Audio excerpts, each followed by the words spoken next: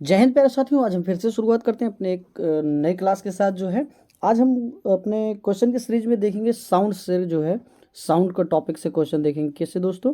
Sound से question देखेंगे और आज हम उसके सारे पीवाई को जो है एक तरफ कंटिन्यू तरीके से देखते रहेंगे। दोस्तों मैं आपसे फिर से एक बार आग्रह कर रहा हूँ कि अगर जो भी साथी नए चैनल पर नए आए हुए हैं, चैनल को सब्सक्राइब कर लें और बेल आइकन को प्रेस कर लें ताकि उनको क्लास की नोटिफिकेशन मिलती रहे। मैं दोस्तों आप लोगों को बता दूँ कि जीएस की सारी क्लासें यानी कि चाहे फिजिक्स, केमिस्ट्री, बायोलॉजी, सारी क्वेश्चन की क्लासें आप लोगों को प्रोवाइड की जाएगी फ्री ऑफ कास्ट।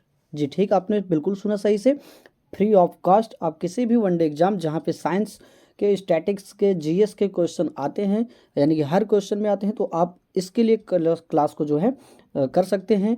ठीक है प्यारे साथियों, आप लोगों से अनुरोध है कि ज़्यादा से ज़्यादा जो है दोस्तों के पास क्लास को शेयर कीजिए। ठीक है, और ज़्यादा से ज़्यादा जो है अपने प्यारे साथियों को जोड़ने का प्रयास कीजिए।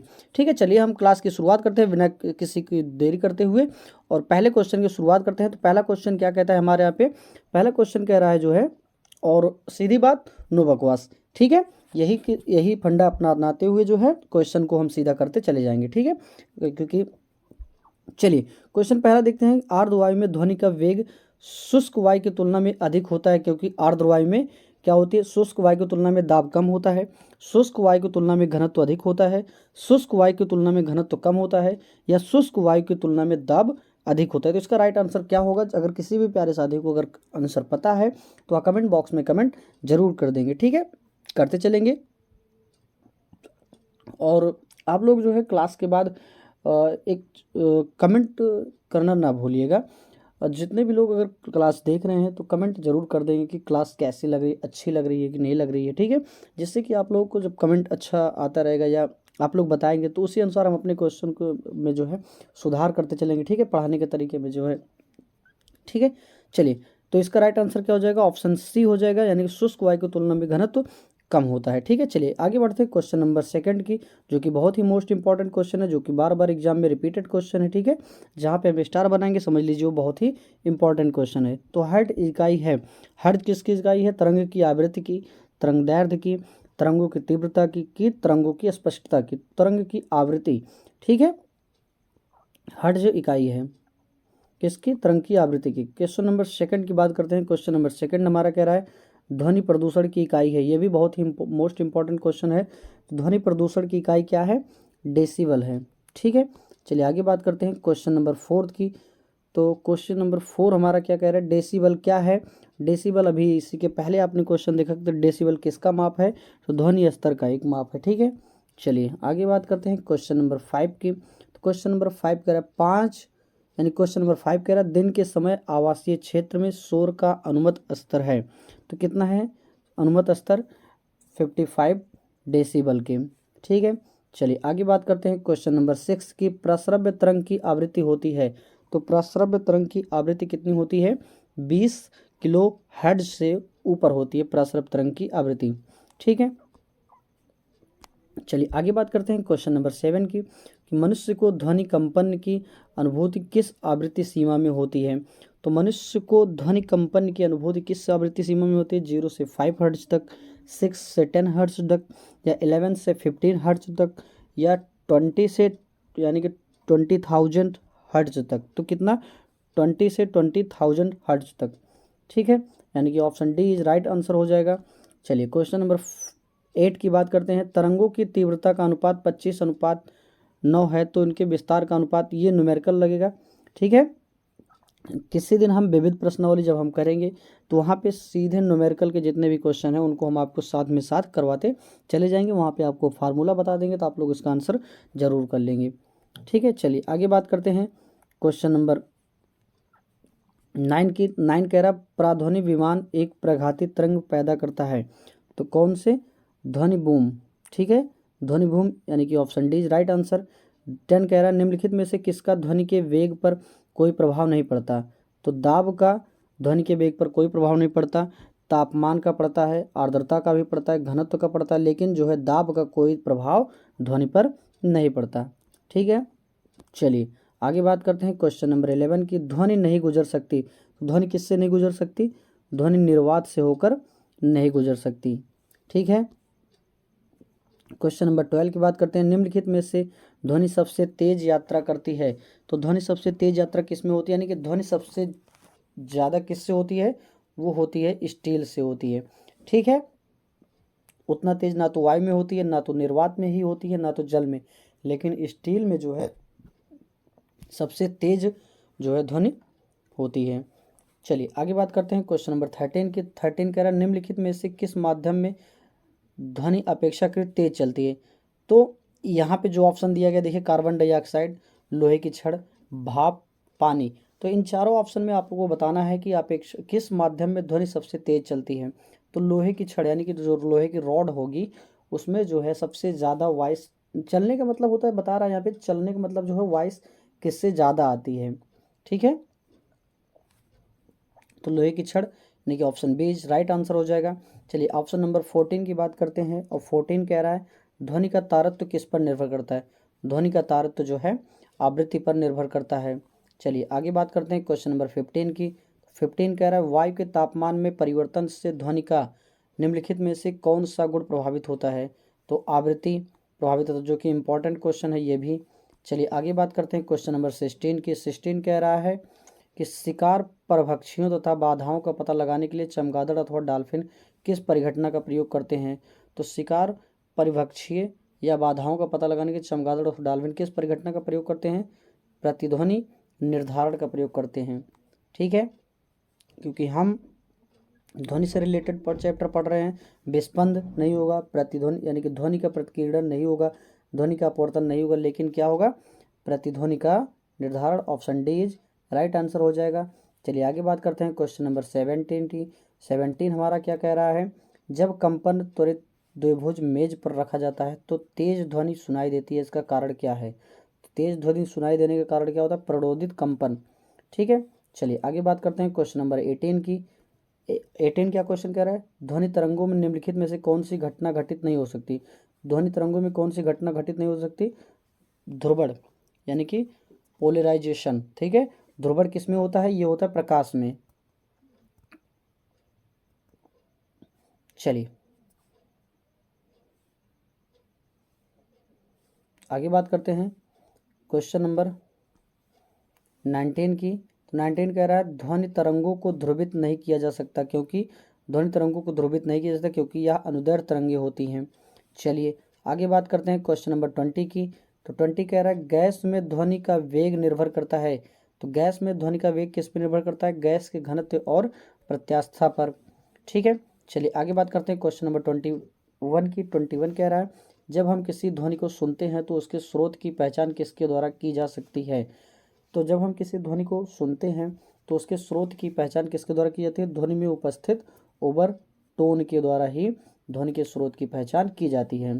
ठीक है, चलिए आगे बात करते हैं क्वेश्चन नंबर 22 की। निम्नलिखित में से कौन सी तरंगे अन्य से अलग हैं।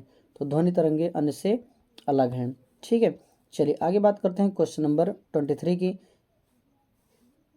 चलिए आगे बात करते हैं क्वेश्चन नंबर 24। 23 तो हो गया, 24 की बात करते हैं कि कंपन की उत्पत्ति का कारण है, कंपन की उत्पत्ति का कारण है व्यतिकरण। ठीक है, कंपन की उत्पत्ति का कारण व्यतिकरण, जो कि बहुत ही मोस्ट इंपॉर्टेंट क्वेश्चन है। ध्वनि की उच्चता किस पर निर्भर करती है। तो ध्वनि की उच्चता आयाम पर निर्भर करती है। चलिए आगे बात करते हैं क्वेश्चन नंबर 26 की। पिच तारत्व का कंपन जिस पर निर्भर करता है, ये इंपॉर्टेंट क्वेश्चन है, आप लोग इसे स्टार बना लीजिएगा।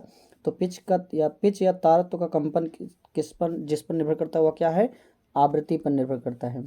चलिए आगे बात करते हैं क्वेश्चन नंबर 27 की। किसी यंत्र द्वारा उत्पन्न ध्वनि की गुणवत्ता किस पर निर्भर करती है। तो ध्वनि की गुणवत्ता किसी पर निर्भर नहीं करती, यानी कि आवृत्ति, तीव्रता, ओवरटोन की संख्या, या इनमें से कोई नहीं। तो इनमें से कोई नहीं इसका राइट आंसर हो जाएगा। चलिए आगे बात करते हैं क्वेश्चन नंबर 28 की। 28 कह रहा है श्रव्य ध्वनि की तरंग दैर्घ्य अधिक तरंग दैर्घ्य वाली ध्वनि तरंगे कहलाती हैं, क्या कहलाती हैं, अपश्रव्य ध्वनि तरंगे कहलाती हैं। चलिए आगे बात करते हैं क्वेश्चन नंबर 29 की।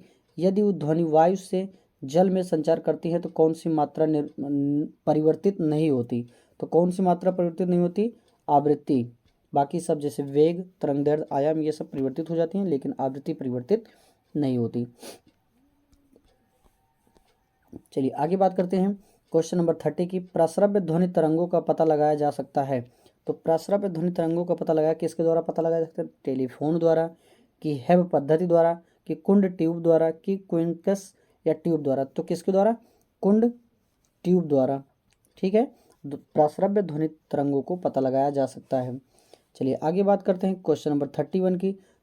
31 क्वेश्चन जो कि ये भी इंपॉर्टेंट है, सोनोग्राफी में प्रयुक्त तरंग है। ये भी स्टार बना लीजिएगा। सोनोग्राफी में प्रयुक्त तरंग क्या है? प्रस्रव्य तरंगे। चलिए नेक्स्ट क्वेश्चन की बात करते हैं। नेक्स्ट क्वेश्चन हमारा क्या कह रहा है? प्रतिध्वनि उत्पन्न होती है। तो ध्वनि के प्रवर्तन के कारण ही प्रतिध्वनि उत्पन्न होती है। चलिए 37 के देखते हैं, सोनार कौन से सिद्धांत पर आधारित है? सोनार यानी कि एक सिद्धांत है जो कि प्रतिध्वनि पर आधारित है। 34 क्वेश्चन की बात करते हैं।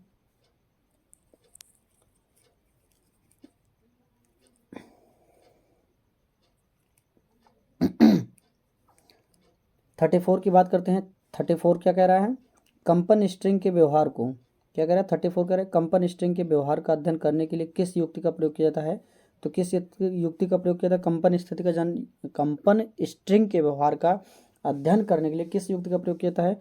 सोनोमीटर राइट आंसर हो जाएगा। चलिए आगे बात करते हैं क्वेश्चन नंबर 35। 35 कह रहा है ध्वनि सबसे तेज संचार करता है किसमें? स्टील में, जो कि रिपीटेड क्वेश्चन है। आगे बात करते हैं 36 की। 36 कह रहा है गैस में ध्वनि की चाल अनुक्रमणपाती होती है। गैस में ध्वनि की चाल किसके अनुक्रमणपाती होती है? समतापी प्रत्यास्थता के वर्गमूल के। ठीक है, आगे बात करते हैं क्वेश्चन नंबर 37। डॉपलर प्रभाव लागू होता है। तो डॉपलर प्रभाव किस पे लागू होता है? प्रकाश तरंगों पर, और उसके बाद ध्वनि तरंगों पर भी। ठीक है, और उसके बाद यहाँ पे, ठीक है, तो ये दोनों राइट आंसर हो जाएंगे। यानी कि प्रकाश तरंग पर भी डॉपलर प्रभाव प्रयोग किया जा यानी कि लागू होता है, और ध्वनि तरंग पर। यानी कि राइट आंसर जो हो जाएगा इसका डी, यानी कि आ और बा। देखिए यहाँ पे दिया गया है आ और बा, तो दोनों को इस क्वेश्चन को जो है आप लोग जरूर देख लीजिएगा, क्योंकि ये कन्फ्यूजन का भी क्वेश्चन है। ठीक है, क्योंकि यहाँ पे प्रकाश तरंग, ध्वनि तरंग, और उसके बाद लास्ट में दे दिया ए और बी दोनों, तो डी ऑप्शन इसका राइट आंसर हो जाएगा। प्यारे साथियों, मैं आपको एक बार फिर से बता दूं कि यहाँ पे साइंस की पूरी क्लास से, यानी कि ऐसे ही PY के थ्रू करवाई जाएंगी।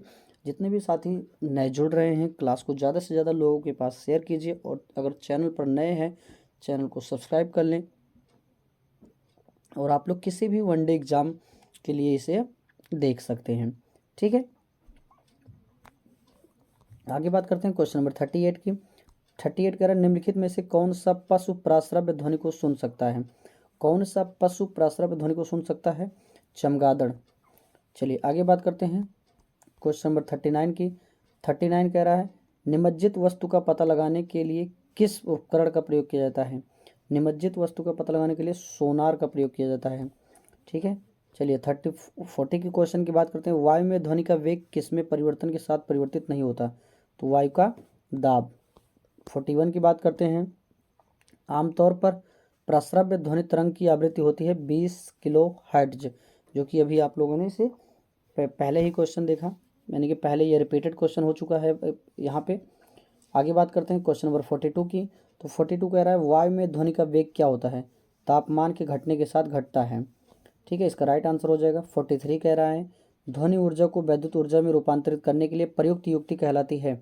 ध्वनि ऊर्जा को, यहाँ पे ध्यान दीजिएगा कि ध्वनि ऊर्जा को वैद्युत ऊर्जा में रूपांतरित करने की युक्ति को क्या कहते हैं? माइक्रोफोन कहते हैं। चलिए आगे बात करते हैं क्वेश्चन नंबर 44 की। 44 क्या कह रहा है? न्यूनतम प्रबलता की ध्वनि जिसको मनुष्य के कान सुन सकते हैं उसे क्या कहते हैं? 0.0002 माइक्रोन बार। ठीक है, चलिए आगे बात करते हैं क्वेश्चन नंबर 45 की। तो 45 क्वेश्चन कह रहा है मनुष्य के लिए सामान्य तथा उच्चतम ध्वनि की श्रव्यता की सीमा है। तो मनुष्य की सामान्य तथा उच्चतम ध्वनि की श्रव्यता की सीमा कितनी है? 60 dB से टू यानी कि 80 dB तक, डेसिबल तक। चलिए आगे बात करते हैं क्वेश्चन नंबर 46 की। तो 46 हमारा कह रहा है वर्षा वाले दिनों में अधिक दूरी की ध्वनि सुनाई देती है क्योंकि क्यों सुनाई देती है? तो इसका राइट आंसर जो हो जाएगा ऑप्शन बी। ऑप्शन बी क्या कह रहा है? ध्वनि आर्द्र वायु में तेज चलती है। ठीक है, चलिए आप लोग कभी महसूस किए होंगे कि जब वर्षा होती है तो उस समय जो ध्वनि होती है वो ज़्यादा दूरी तक सुनाई देती है। क्यों सुनाई देती है? क्योंकि उसका रीज़न है, क्योंकि क्या रीज़न है? ध्वनि आर्द्र वायु में तेज चलती है, इसलिए जो है वर्षा के दिनों में ह्यूमन की यानी कि वर्षा के दिनों में जो वॉइस होती है वो काफ़ी दूरी तक सुनाई देती है। ठीक है, चलिए आगे बात करते हैं क्वेश्चन नंबर 47 की। तो 47 कह रहा है निम्नलिखित में से ध्वनि का कौन सा गुण वायु के तापमान के परिवर्तित होने पर प्रभावित होता है। तो आवृत्ति वायु के तापमान के परिवर्तन होने पर भी प्रभावित होता है। 48 की बात करते हैं। 48 कह रहा है रेलवे प्लेटफॉर्म पर खड़े व्यक्ति को पहुंचने और प्रस्थान करने वाली ट्रेन की सीटी सुनाई देगी, क्यों? अधिक तारत्व की जब ट्रेन आएगी तभी उसे रेलवे प्लेटफॉर्म पर खड़े व्यक्ति को ट्रेन की सीटी की आवाज़ सुनाई देगी, क्यों? क्योंकि अधिक तारत्व की जब ट्रेन आएगी तभी उसे सुनाई देगा। चलिए नेक्स्ट क्वेश्चन की बात करते हैं। नेक्स्ट क्वेश्चन कह रहा है 49 क्या कह रहा है निम्नलिखित में से कौन सा शब्द ध्वनि तरंगों से संबंधित नहीं है। तो कैंडिला जो ध्वनि तरंग से संबंधित नहीं है। ठीक है, चलिए 50 क्वेश्चन की बात करते हैं। 50 क्वेश्चन का यदि ऑक्सीजन का घनत्व हाइड्रोजन के घनत्व का 16 गुना है तो उनके वेग में क्या अनुपात होगा। तो ये भी क्वेश्चन जो है इसे हम छोड़ देंगे। ठीक है, जो कि इंपॉर्टेंट क्वेश्चन है, हमने पहले ही बताया कि विविध क्वेश्चन जब आएगा तो वहाँ पे इन सारे क्वेश्चनों को एक बार आप लोगों को करवाया जाएगा। चलिए 51 क्वेश्चन की बात करते हैं। 51 क्वेश्चन क्या कह रहा है।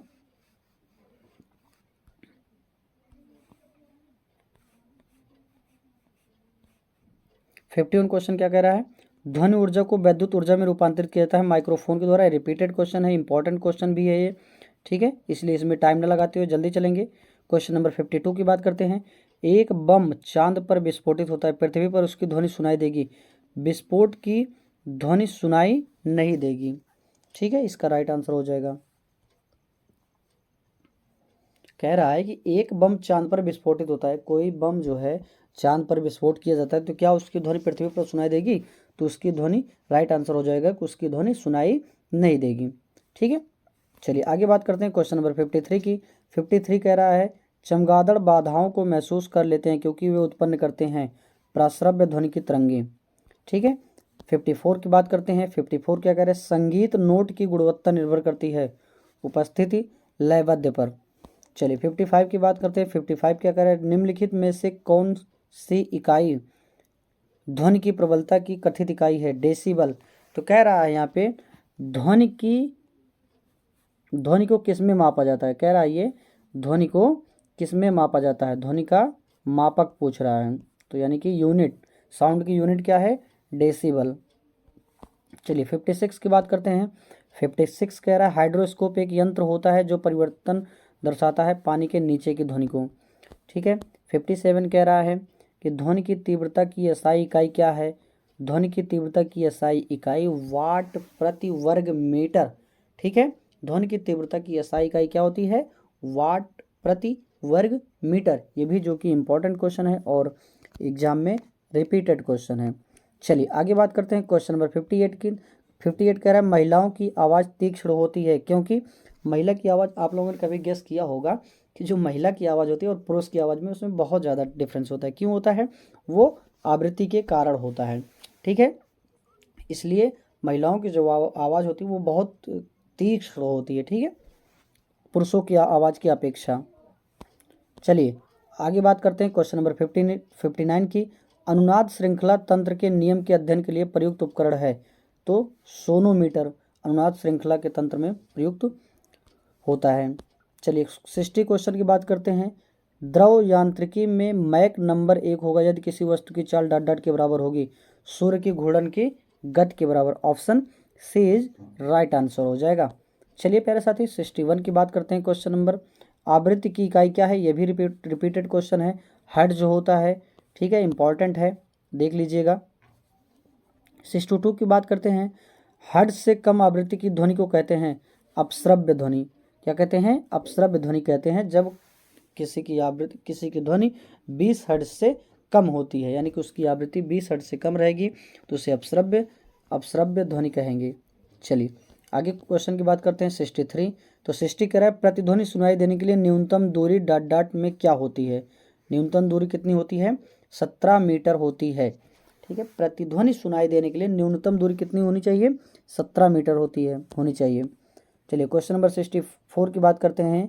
64 क्या कह रहा है निम्नलिखित में से क्या ध्वनि का तारतम्य निर्धारित करता है? तो आवृत्ति जो है ध्वनि का तारतम्य निर्धारित करता है। ये भी रिपीटेड क्वेश्चन है और ज़्यादा से ज़्यादा एग्जाम में पूछा जाने वाला क्वेश्चन भी है, यानी कि इम्पॉर्टेंट क्वेश्चन है। चलिए क्वेश्चन नंबर 65 की बात करते हैं। 65 क्या कह रहा है? 65 कह रहा है आवृत्ति की एसआई इकाई क्या है? ये भी रिपीटेड क्वेश्चन है, हर्ट्ज होता है।